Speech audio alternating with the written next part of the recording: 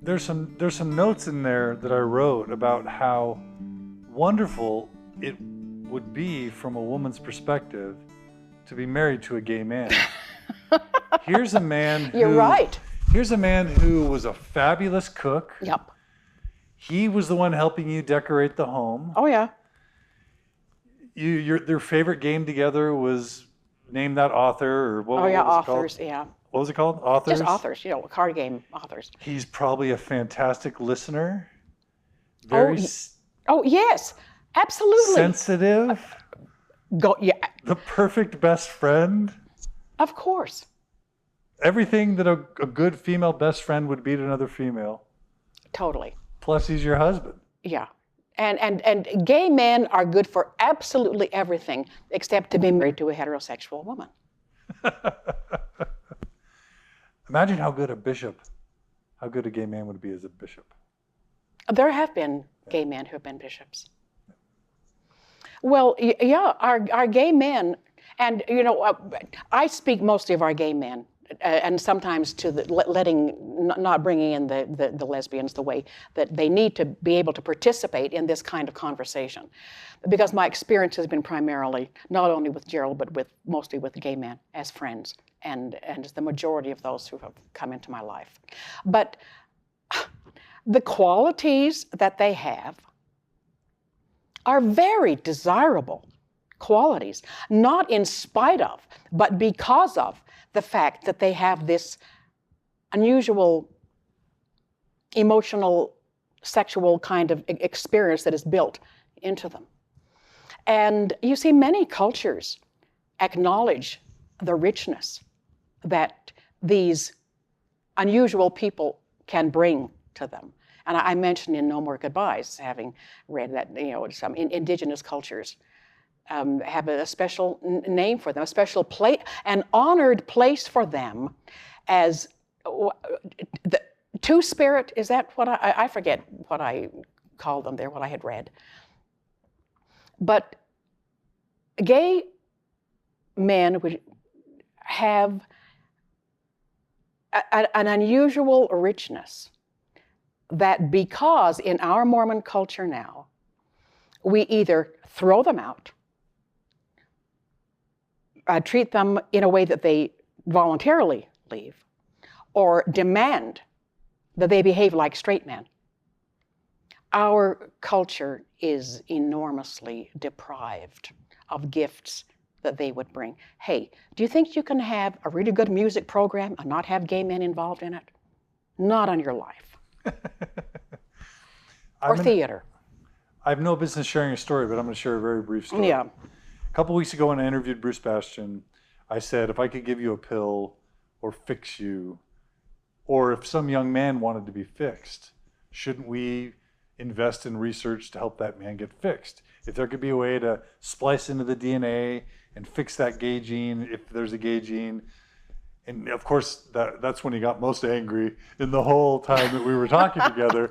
But his comment was, I don't want to be fixed. I don't need to be fixed. All the wonderful things I've been able to do to create this marvelous company that employed 7,000 people, brought in $500 million a year, was in part because of who I was, and part of who I was this gay thing. And I'm like, I'm not sure I quite bought it, Bruce. I didn't say that, but like in my mind, I'm thinking, I don't know. I was having lunch with a very good friend last week. He told me the story about how in Russia, they breed foxes because foxes have beautiful fur. And it gets cold in Russia, and there are a lot of good uses for beautiful fox fur. But it turns out that foxes are incredibly nasty creatures, mean and vicious. And so they said, well, we've been doing genetics for a long time. Let's just naturally select the nice foxes, and we'll slowly breed this dynamic out of them. So they bred the foxes and bred the foxes and they bred the foxes towards a certain area where they wanted to go. And two things happened. Number one is they came to look a lot like dogs. Just like dogs. Wow. And guess what the second thing was? Uh-oh, what? Their fur was no longer beautiful. Yeah. And so genetically altering them in a way that you think you're wiser, in a direction that you think is wiser, took away the beauty. Sorry. Right. Forgive me for that. No, Maybe you I could know. use that story. No, that pertains here.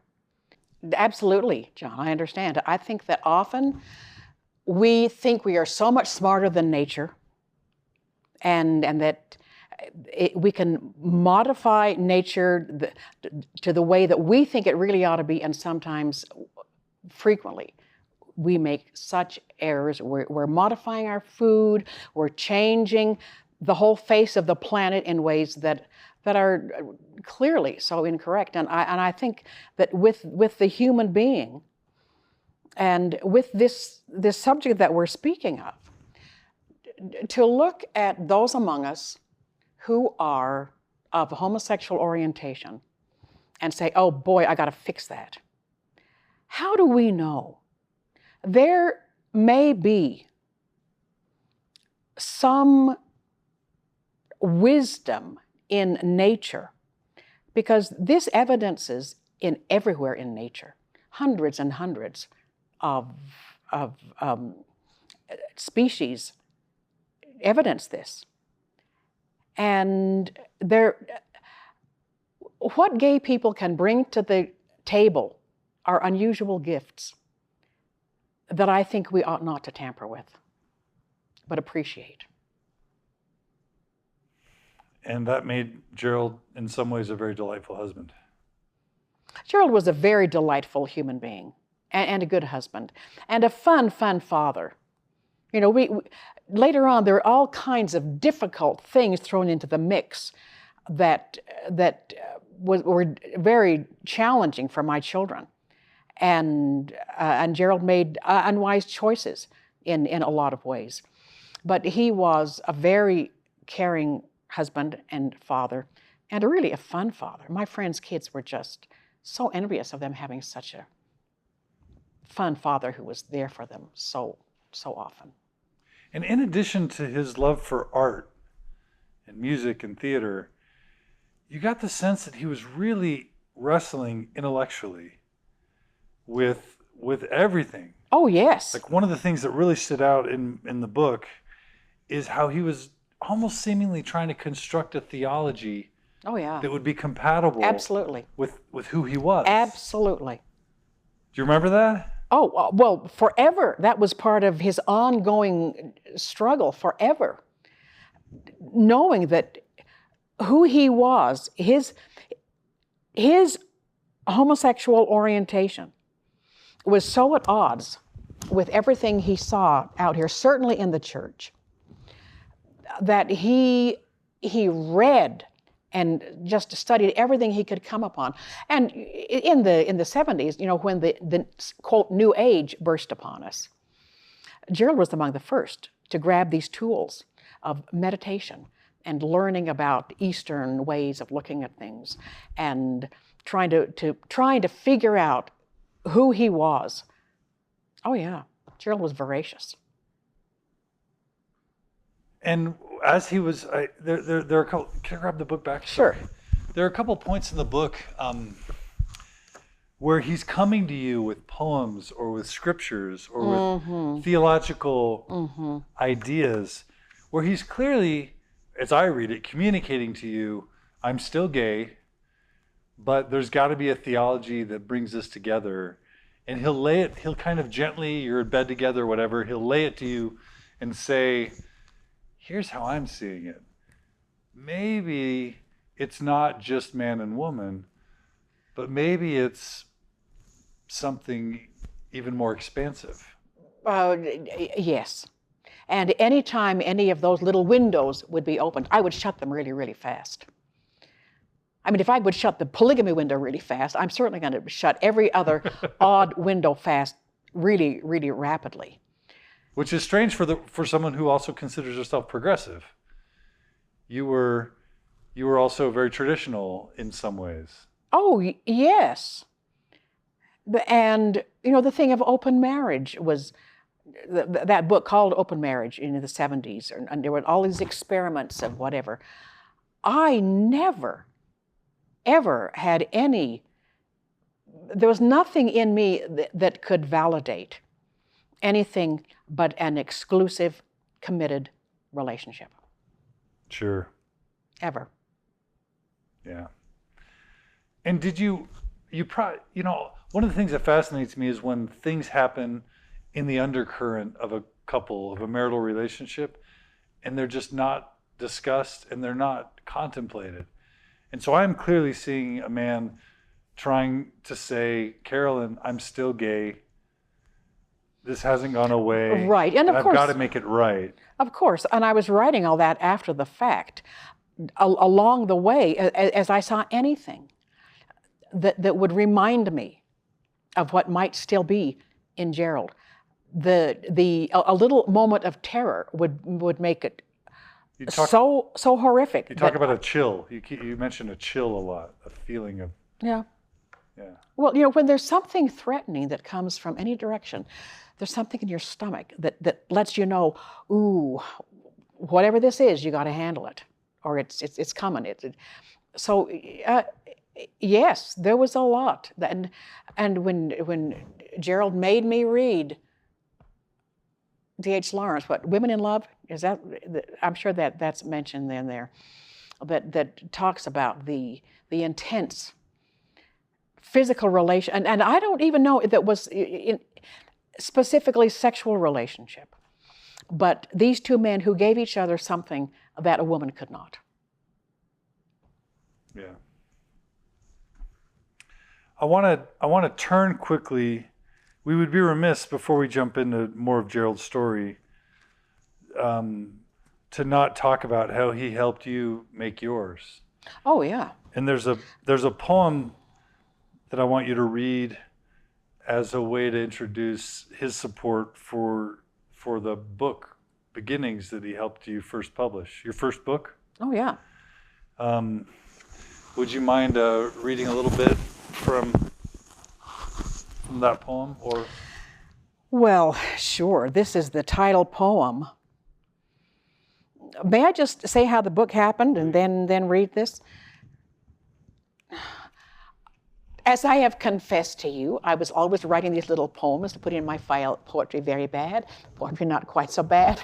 I just kept writing, and so as Gerald and I, prior and then as we were married, shared these poems that I had written, he was so excited.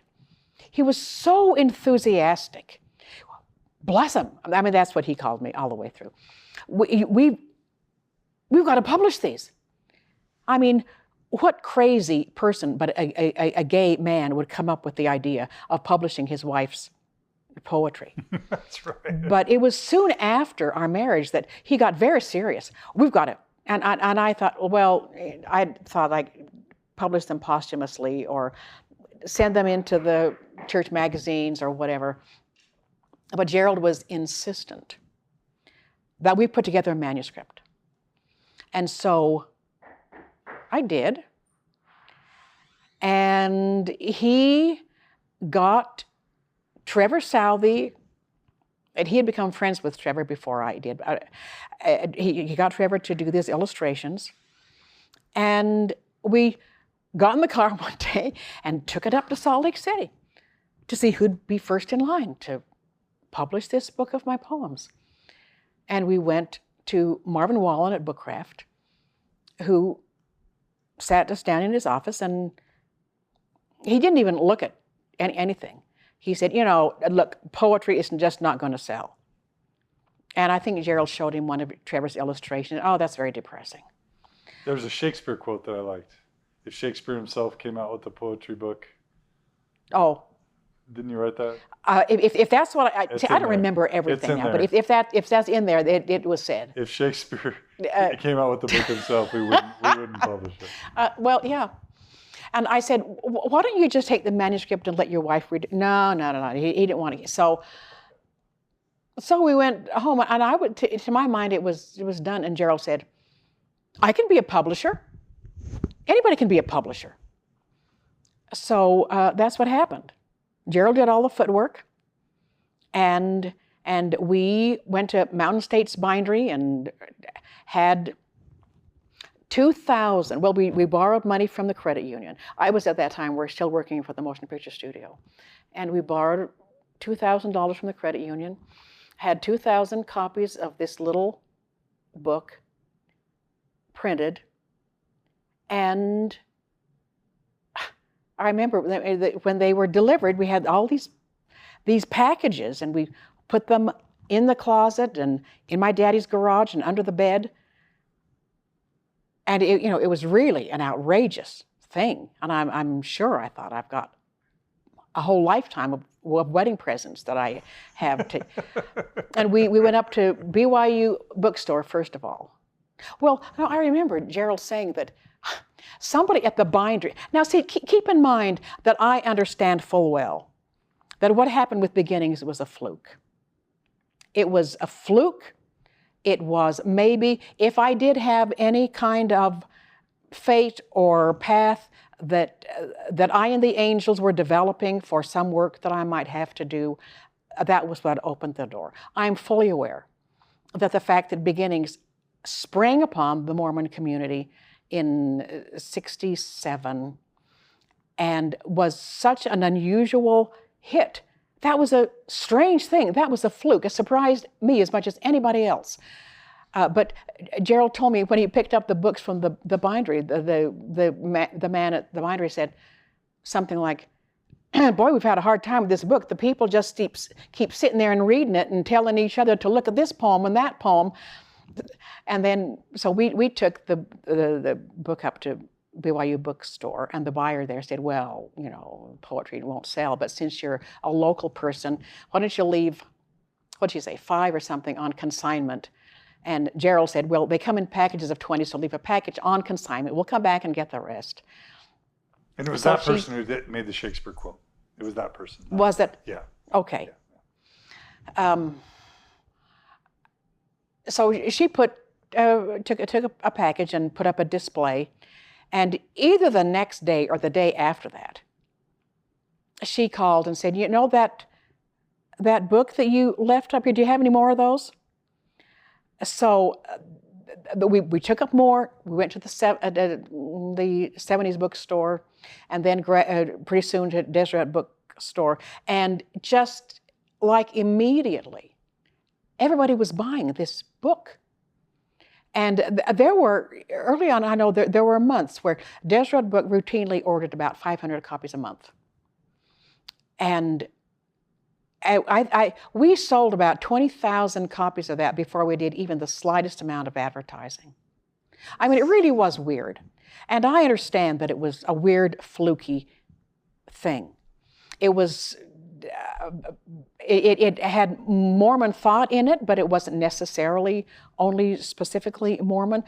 But it spoke to Mormon people, and especially Mormon women, but a lot of men too were really appreciating it. And so that's just what happened. So read us a little bit of it, if you don't mind. Yeah, okay.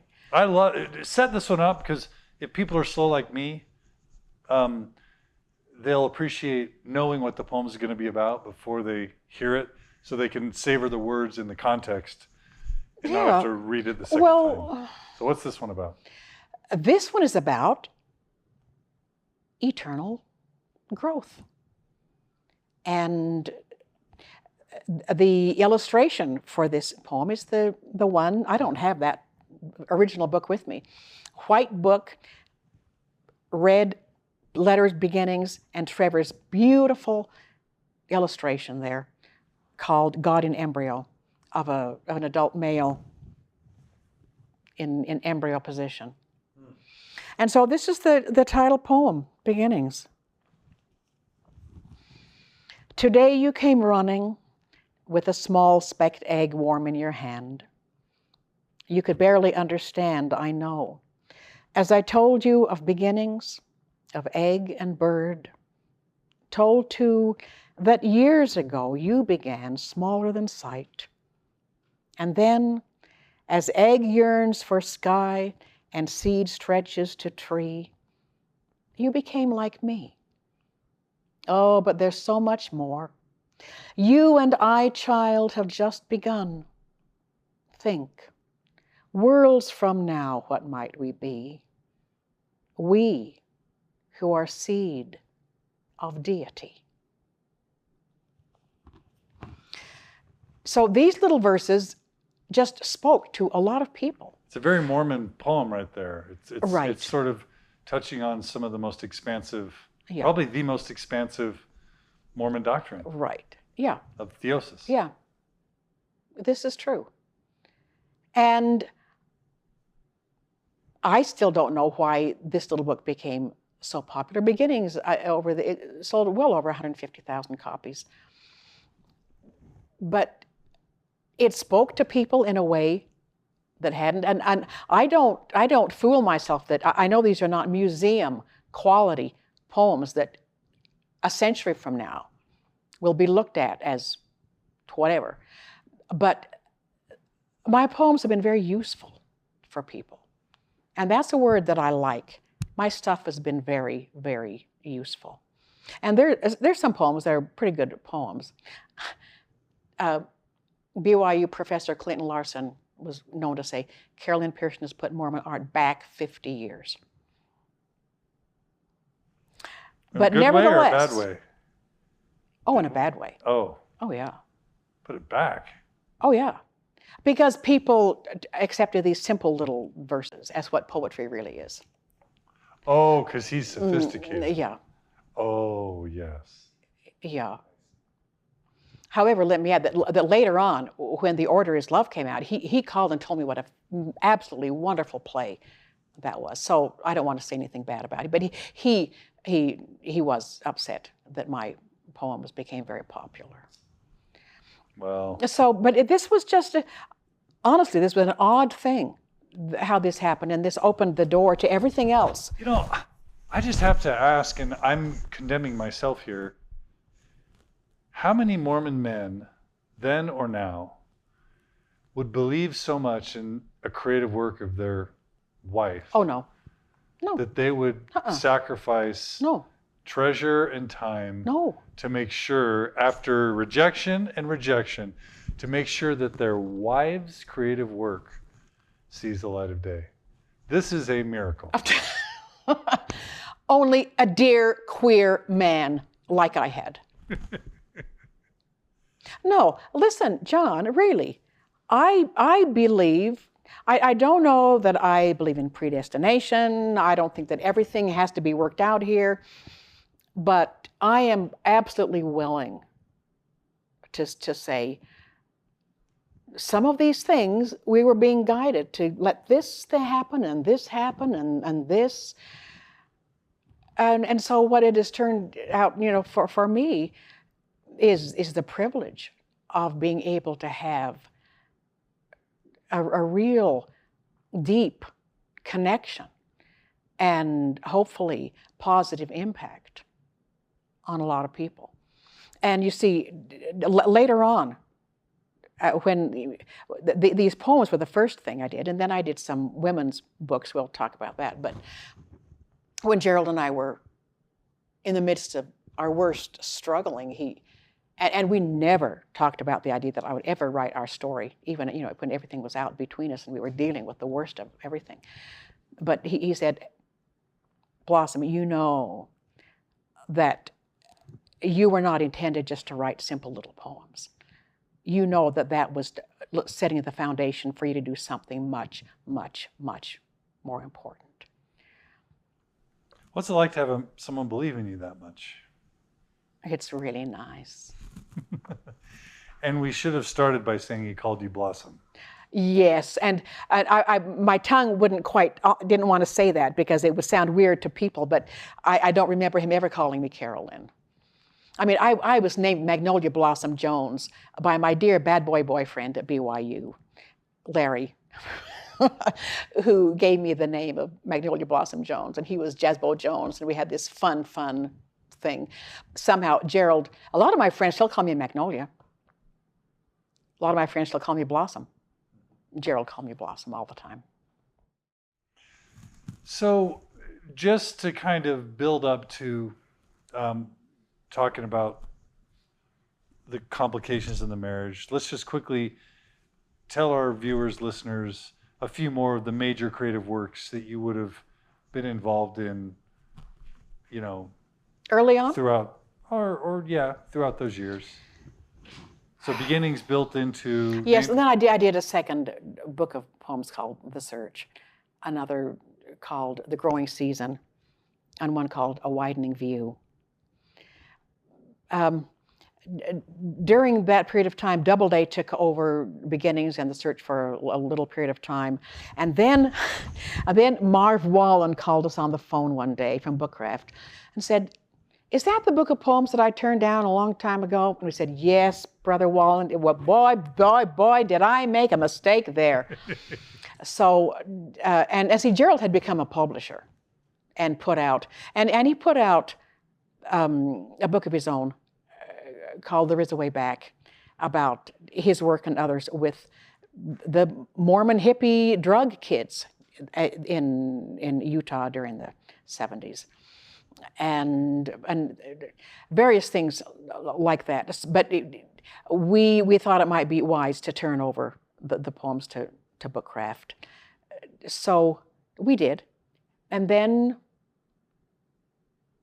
I started writing some of my books about feminism or about Mormon women. The first one being Daughters of Light, which I think Gerald and I first published and then turned over to Bookcraft, a compilation of stories of the early Mormon women exercising spiritual gifts, which I must pause to tell you, when I first discovered the history of Mormon women, when my dear friend Leonard Arrington, church historian, led us into knowledge of Women's Exponent and some of the things that early Mormon women had done. And I went to the library and read these wonderful old copies of the Women's Exponent and read about these strong, brilliant Mormon women. I was delighted and I was outraged. I was so thrilled to find these women, and I was outraged that nobody had ever told me about the women in Mormon history before. What were some things women did back in the 19th century that would surprise us today? Well, anything come to mind? Sure, that we know the Brigham Young sent many of them away to become doctors. Mormon women were lawyers at a time when that just was not ever done. Early Mormon women were friends to Susan B. Anthony and Elizabeth Cady Stanton and participated in that whole wave of the suffrage movement. So I don't think we understand that. How about in terms of ordinances or things that we would consider to be ordinances now? Yes. The early Mormon women, as we know, and some of the stories that I gathered that I put in Daughters of Light, Joseph Smith encouraged the women to lay on hands, to anoint with oil, to heal the sick, right? Yeah, to heal the sick. To the gift of tongues was known then really pretty much very much as a woman's gift. The gift of prophecy. There are so many stories that really would surprise us. And how about washings and anointing? Oh yeah. And it was clear through much of the early period in Utah. It was routine that before a woman went into labor, she was given a washing and an anointing and a blessing by the Relief Society sisters. Just like kind of similar to the temple ceremony, oil was involved, right? And different parts of the body were anointed. I believe that's true. With a prayer and oil. Oh, yeah. Part by part. Yes, women there were a lot of doors opened for women spiritually by Joseph Smith. And then the polygamy thing got all weird and messed up and shut a lot of those doors and put women in their place. And then, you know, the 19th century came along and a lot of fear developed, and then we had to make things correlated. And as the years went on, women lost more and more and more of their autonomy in terms of spiritual gifts, in terms of Relief Society being able to chart their own course in any kind of way. Today, Relief Society women don't even write their own visiting teaching lessons at the top. There are a lot of awful stories we're not going to talk about. So you wrote some books on some of these things? Daughters of Light showed the spiritual gifts that women were involved in. And then I wrote a book called The Flight and the Nest that looked at what those early women were doing professionally, politically, educationally. And it was all new stuff that we didn't know all that was going on. And so those were important books. Some of the first things that were published as modern Mormon women were rediscovering their past. These were two important things. So. And Gerald was supportive? Oh, yes. Totally. Did he have a job throughout all this? Gerald was an entrepreneur, and the money that supported our family essentially came from the books of mine that we published. And he handled that and was into a lot of his own projects and ideas that didn't really take hold. Gerald was a dreamer, but he also was a doer. You know, he made beginnings happen. And he had a lot of his own things that he hoped to, his dreams that he wanted to bring to fruition that didn't ever happen. So before we jump back into more of the complexity, I have one last observation. I have this impression that there was this time where literature and the arts were more heavily valued than maybe they are today. I've been told about something like Out of the Best Books, or some type of series of books that, like, even Relief Society women were encouraged to read the classics, John, to read and discuss the classics. John, you are so young. Tell us about, because I'm trying to think about a poetry book in Mormonism selling 150,000 copies in 2010. No way. No way. Oh, of course. And just right. thoughtful... No, but a lot of, who knows what the time dictates certain, or that people's inner needs dictate what happens in a given time. And you're right that I think in Mormondom there has been a time where there was more richness in certain ways. Now, wait, I'm not sure I want to say that. I have to acknowledge that I'm not really up to date about contemporary Mormon art. There's an awful lot going on that's being published, good novels, good poetry, a variety of things that I know are of very good quality that would perhaps, as art, compare more favorably with a high standard of art than what was going on back where we're talking about. But there was, yes, I think, an openness and a kind of a richness to what art might mean for us institutionally. And because you mentioned, you said, it was such a thing as Out of the Best Books. Listen, I and so many women that I know yearn we look back with great fondness on those days when Relief Society actually acknowledged that women were women and had their own ideas, could speak to each other in a way that was not always dictated by men. Out of the Best Books was a series of books that were beautiful lessons were created by taking samples of literature from everywhere. Some Mormon stuff, if it happened to fit.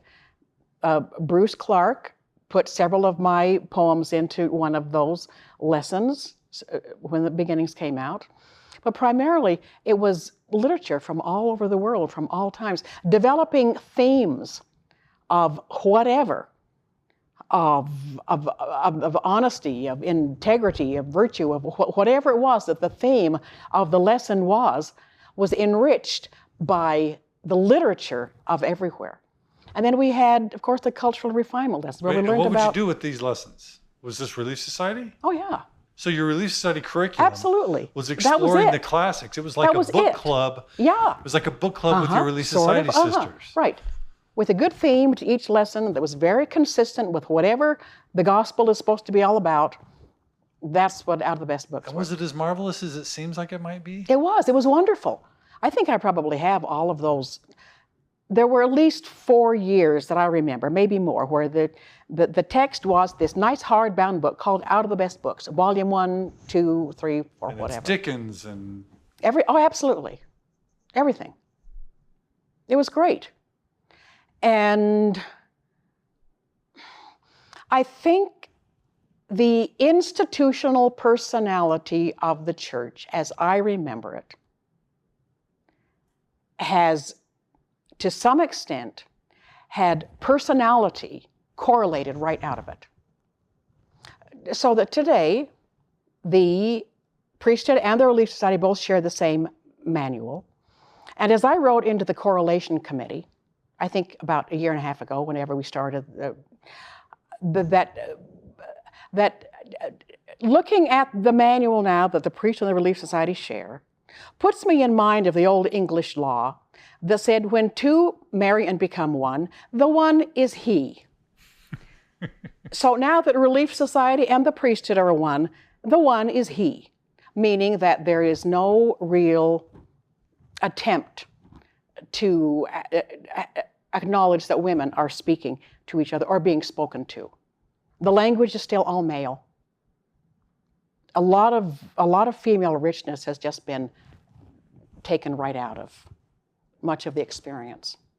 It's a totally different culture now as it relates to literature and the arts. Yeah. And theater, which was really such an integral part of a kid's growing up in Mormondom, the road shows. And really, in one of the texts that we had when I was a theater student at BYU, it said in the book, the most successful, widespread little theater movement in the country is the LDS Church. And that was true at that time. Everybody did plays. The cultural hall was a cultural hall. Uh-huh. And even those silly little road shows were wonderful in what they did, in bringing together people to be in the spotlight, to create their own silly thing or whatever, and do the costuming and the makeup and travel around from here to there. That was wonderful. And Stakes would put on musicals and plays, and you'd go to the Stakes Center and you'd watch a beautiful... Every once in a while that happens now, but it's rare. It is really, really rare. Maybe 5 years ago, maybe more, the Sacramento Stake invited me to come see my play, The Order is Love, which Lex Azevedo and I did. A story of the Mormons living in the United Order. It's really a good play. And I went to see their performance just because I thought I should. But I sat there having the best time. And I saw Mormonism on every one of its really excellent layers of the the portrayal of the community that the United Order insisted upon, where everybody was part of the community in a really important way, that they were taken care of and they gave what they could. Seeing all that acted out, along with the community of the theater, bringing the people from all over the stake into their own little theatrical United Order to give what they had to give. And I was told that the director, everybody who tried out was given something to do in the play. Not one person was said they couldn't participate. And they had some people who had some limitations that were a little bit evident. But it was a thrilling thing to me to see those people with their limitations having a place to be. And see, that's, if there's one thing that is the brilliance of the Mormon idea, it's this community. That when it happens well, it happens really, really well. And then, as I'm sure we'll get into, if you don't really belong to that community, it can be horrid. But, occasionally a stake will do a musical. But it's not like it used to be. And I should add that you penned My Turn on Earth. Yeah. Was that the first sort of mainstream hit Mormon musical? The Order is Love was the first kind of contemporary Mormon musical that gathered much attention. Oh, yeah. Oh, okay. And that was just about the time that Gerald and I and our 4 children moved from Provo to Walnut Creek. And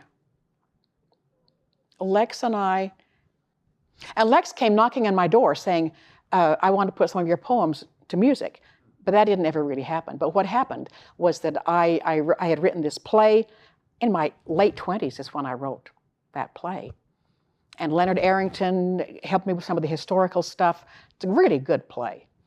And it was given a premiere at BYU Arts Festival. Lauren Wheelwright was was the dean then. And so that was a kind of a big deal.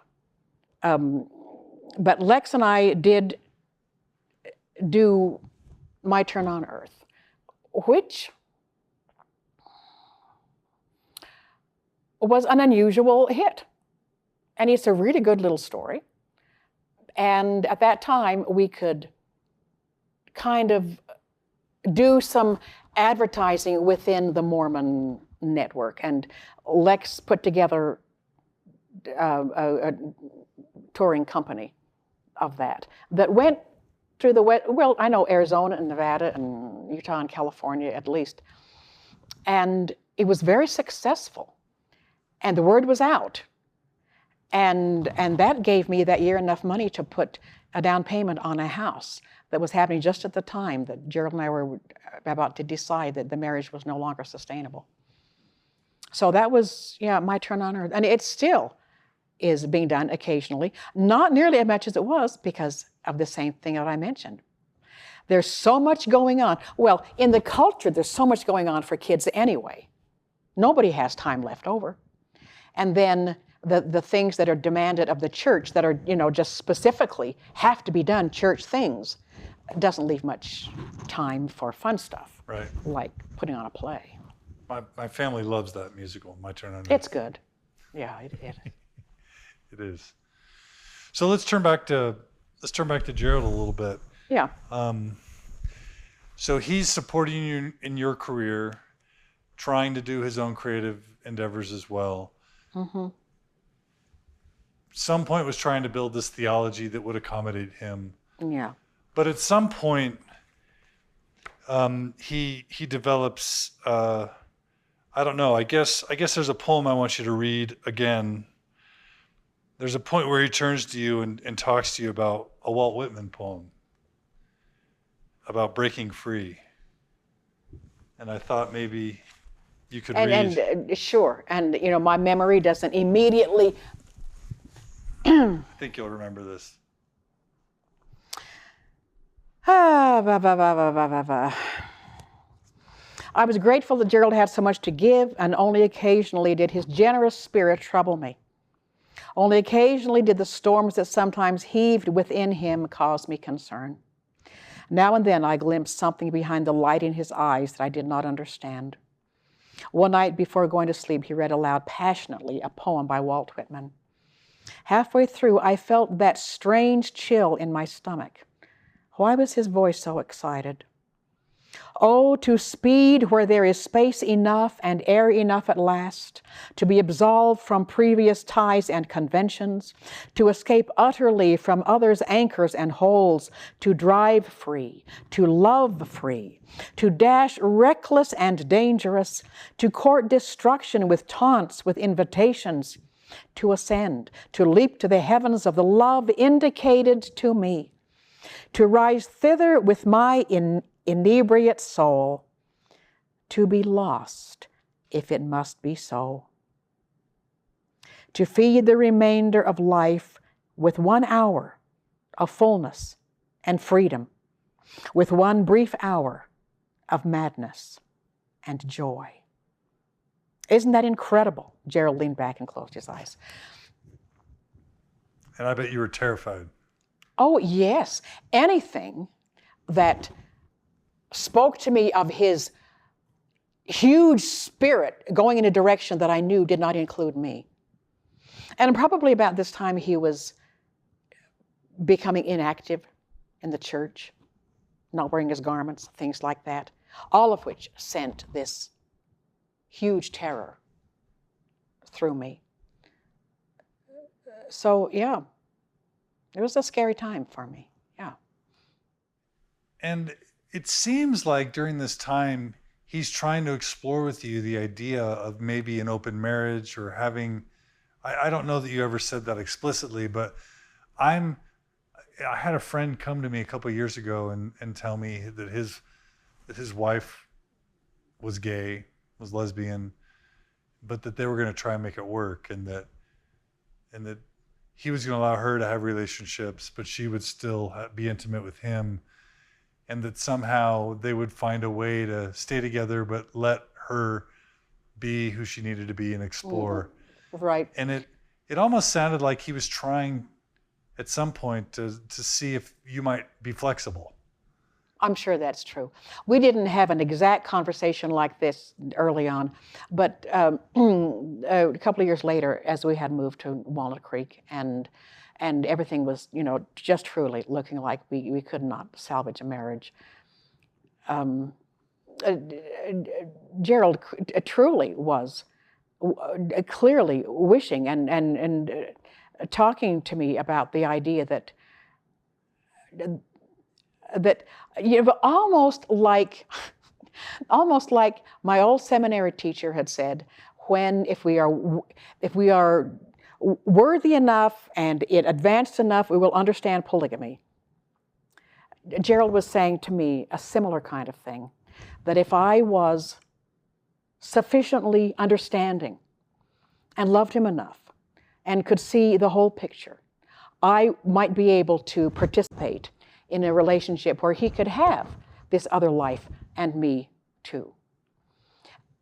And I never got even close to believing that I could do it or that it was a correct thing.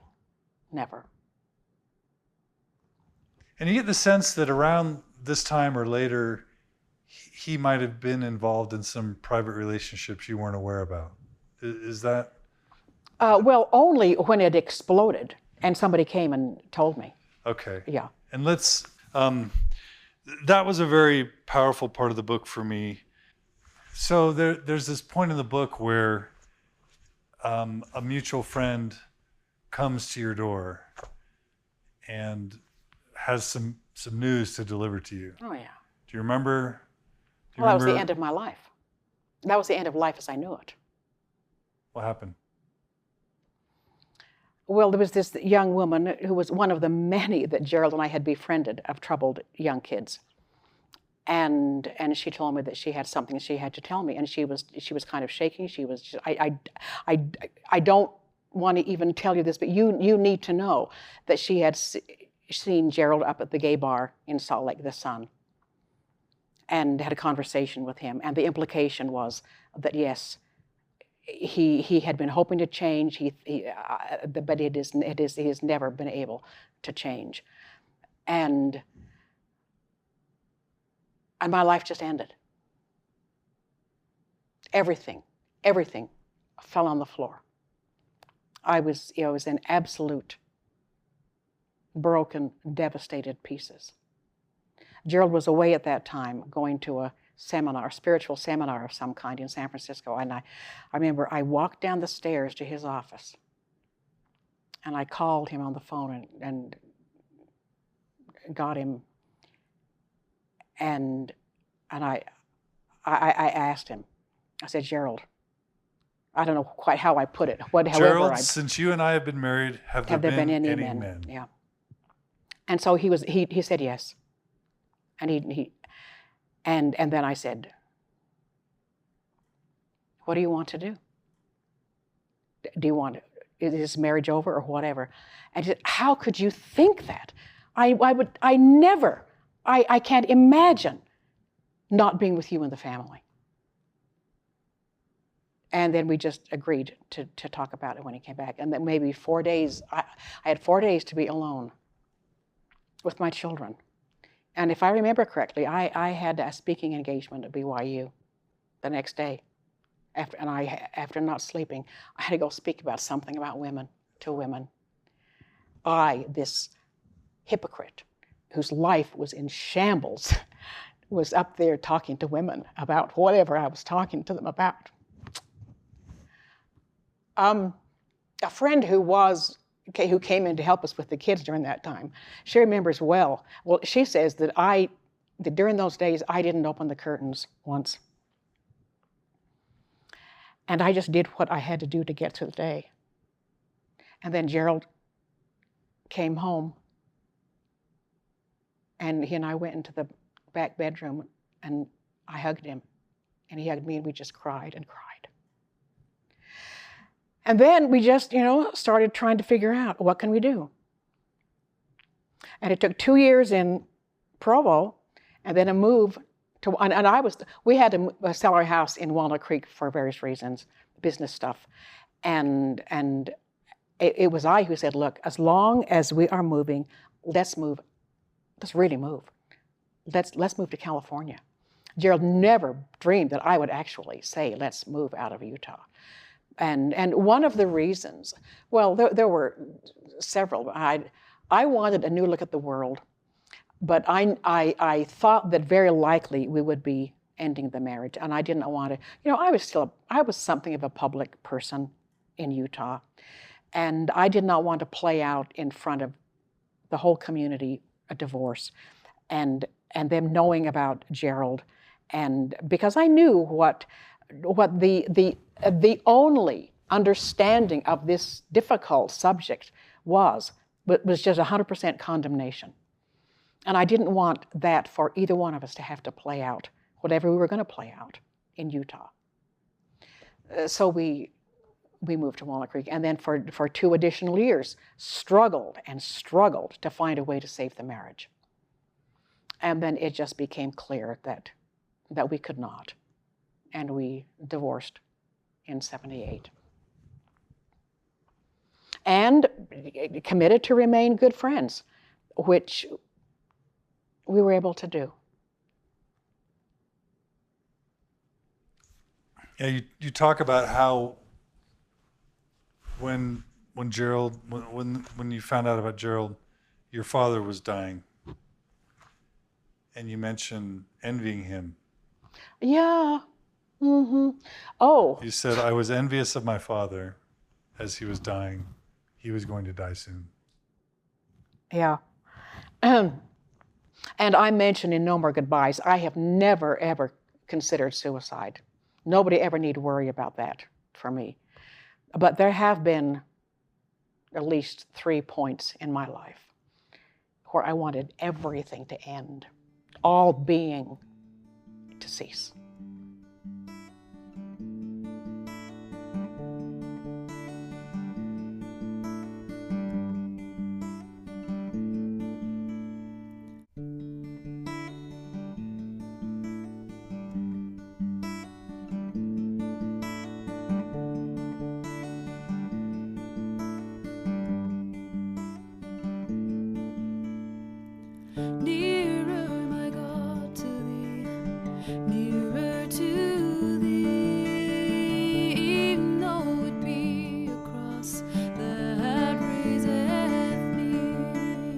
still